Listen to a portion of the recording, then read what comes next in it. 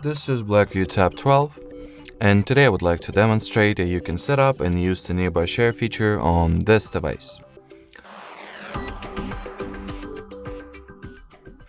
So first step that I recommend taking is to enable Wi-Fi, Bluetooth and mobile data, then launch the control panel, find the shortcut that says nearby share, here it is in my case, touch and hold at it. In order to activate the feature, you gotta simply toggle on this switch and make it blue.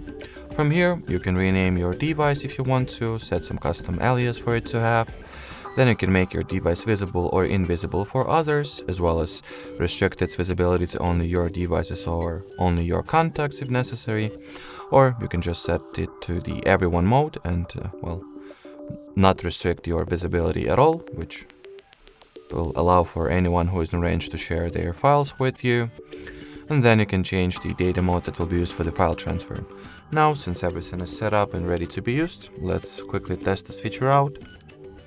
So I will share the screenshot that I have from my Nokia to my BLACKVIEW tablet.